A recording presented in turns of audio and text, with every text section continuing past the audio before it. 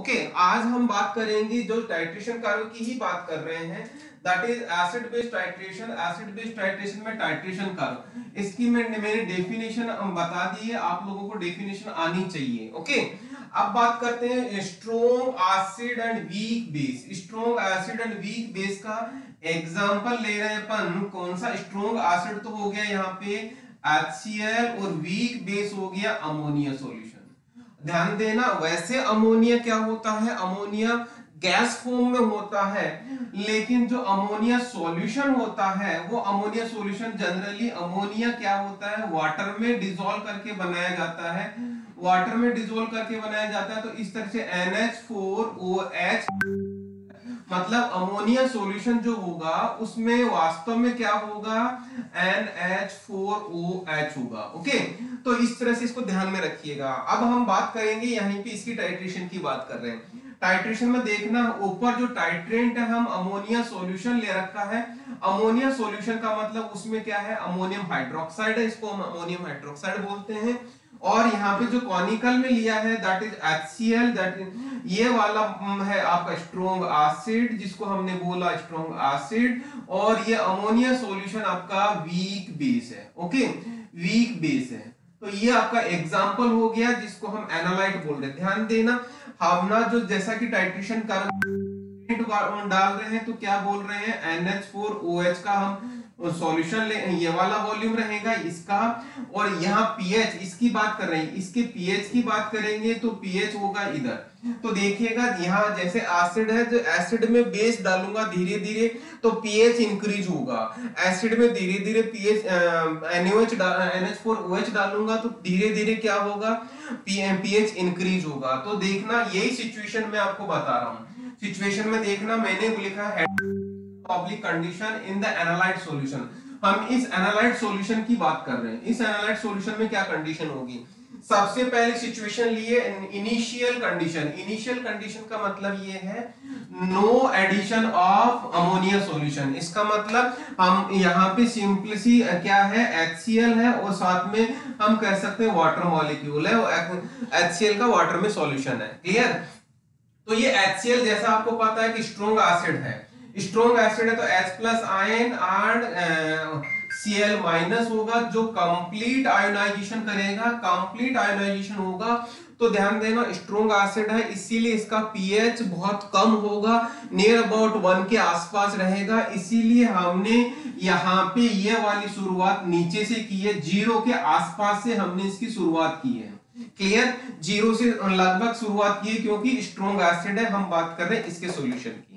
अब दूसरी कंडीशन है, ध्यान देना दूसरी कंडीशन आ रही है small amount of ammonia addition. Small amount of ammonia addition, जैसे ही मैंने थोड़ा सा अमोनिया का सॉल्यूशन ऐड किया, जैसे ही मैंने अमोनिया का सॉल्यूशन ऐड किया कौन सी रिएक्शन होगी, that is a neutralisation reaction. ये वाला जो अमोनिया है ये अमोनिया वाटर में के साथ रिएक्शन करके अमोनियम हाइड्रोक्साइड बनाता है। ये क्या होता है, अमोनियम हाइड्रोक्साइड। ओके जो ऊपर में है किसमें है, ब्यूरेट में।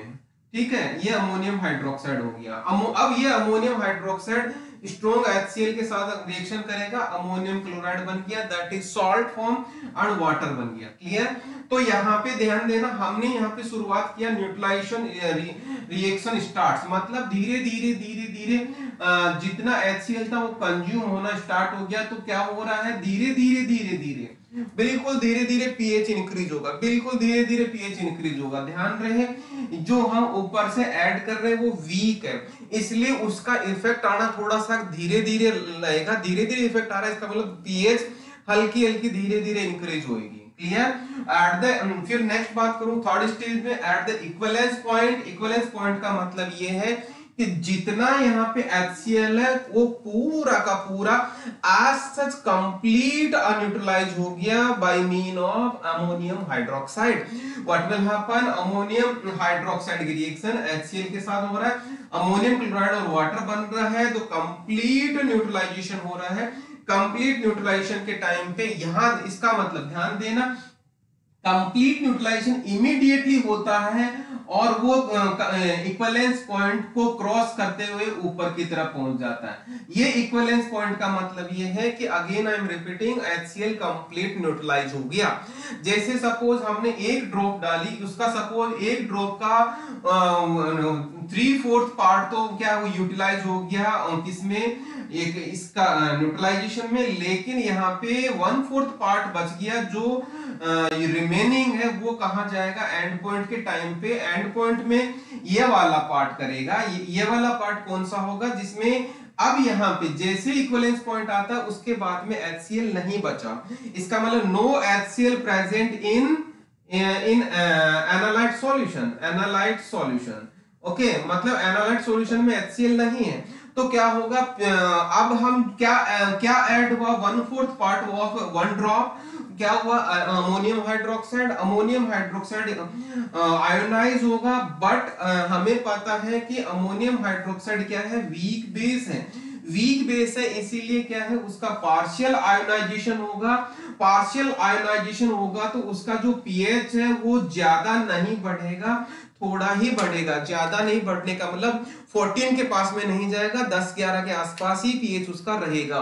तो इसीलिए अपन ने क्या किया, थोड़ा सा हमने बढ़ाया है, उसके बाद में अपने इसको प्लेटिव फॉर्म कर दिया, थोड़ा सा बढ़ा और प्लेटिव फॉर्म रहा। ये शायद आपको वैसे भी पता होगा, वीक बेस का और वीक एसिड का आयोनाइजेशन कंप्लीट नहीं होता, इसीलिए वो वीक रहते हैं।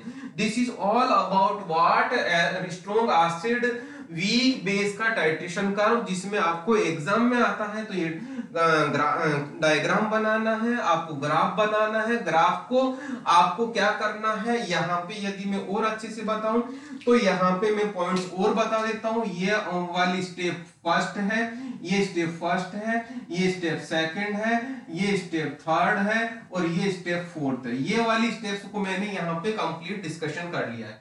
यदि एग्जाम में आता है तो आपको इसी तरह से लिख दोगे तो आपके पूरे मार्क्स मिलेंगे। इसमें शायद मेरे ख्याल से आप लोगों को सबको समझ में आ गया होगा। ओके।